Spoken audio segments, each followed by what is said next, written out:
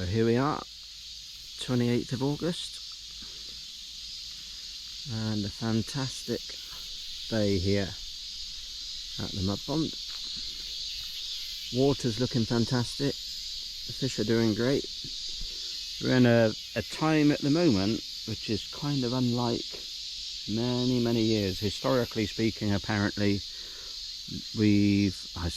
Japan has had the least amount of rainfall in a number of years, and it's taken its toll on a lot of areas. We're lucky with this mud pond, incredibly lucky, but a lot of areas have suffered with not enough water for koi, not enough water for rice, and it's been a really tough year for a lot of people. For this mud pond we've been really lucky, and also particularly lucky because temperatures on this mud pond have stayed really nice throughout the summer as well, and that's also somewhere where I think a lot of people have suffered, or breeders have suffered, is temperatures in mud ponds have just been too warm to actually feed and raise koi really nicely this year.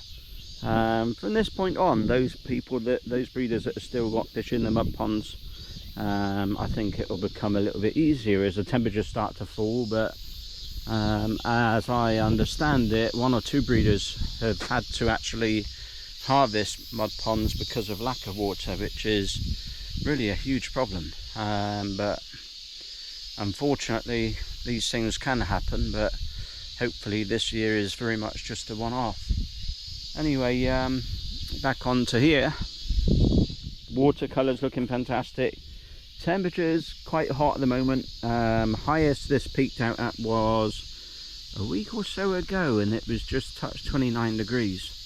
And at the moment the water, I think, is probably around about 27, 28 at the moment.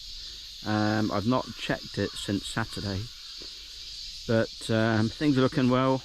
Koi are doing incredibly well.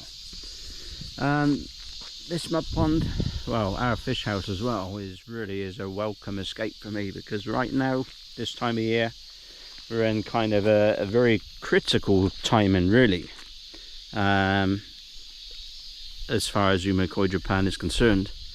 I know people, or you viewers, think that we're kind of, I'm living the dream out here, as it were, and whilst that might be true, it's an incredibly stressful dream, which is a kind of a daily routine which I never really quite envisaged, because back in the old days in England it was a case of me doing everything on my time, doing everything on England time, as it were, and if I wanted koi, come to Japan, and then I was working then on Japan time, and obviously a little bit night time, morning time in communication with England as well. But now that I'm actually in Japan full time, it's a case of being available almost 24 hours a day. Literally, the moment I wake up, there's certainly a pile of messages from sort of various countries depending on time zone, and when I go to sleep at night, it's literally going to sleep with my phone in my hand, as it were, which is fine.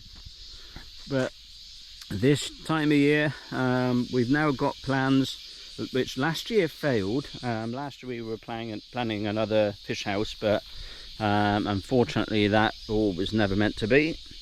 This year now I'm planning the fish house again, and all being well, things will go well this time.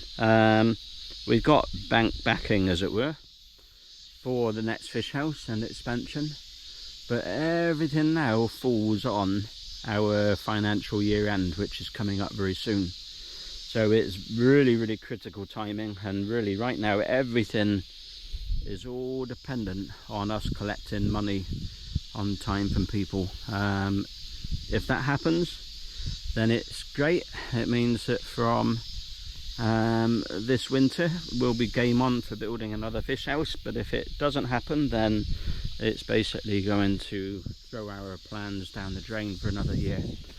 So very critical timing, but at the same time an exciting prospect, an exciting future lies ahead for the next year. If things do go well, in terms of getting the fish house next year, it means that then we can use the mud pond above here because it means we will be able to hold and prepare fish for the mud pond, and then obviously receive fish from that mud pond as well. So if we use this mud pond above, that's going to be for older fish, and it's going to be for Nisai Sanzite, and also it opens up more possibilities insofar as the mud pond that's adjacent to our fish house. Hopefully we'll be able to use that one soon as well at the moment. So we basically need more fish house space in order to be able to use more mud pond space, as it were. So it's all very well having these mud ponds available to us, but it's not so good if we can't hold and prepare fish to put in the mud ponds and then hold the fish after harvest. So like I say, crucial time in now this winter for getting the next fish house done. Fingers crossed. Been working the last few weeks, and I'll show you this later in the next few days hopefully. We're working on clearing the land, preparing for construction, as it were.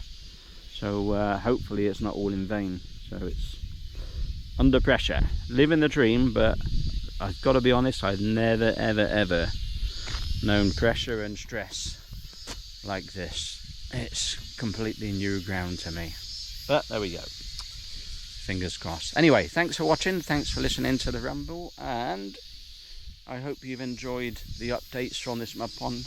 And like I say, fish are doing well. If you've got fish in the pond, I hope you've managed to spot it. There are 150 fish in here, actually 149. We had one fish die about 3 weeks ago. One fish died. We don't know the cause of it, but we also lost one fish last year. So far so good. Anyway, thank you once again for watching, and I will speak to you again in the next few days.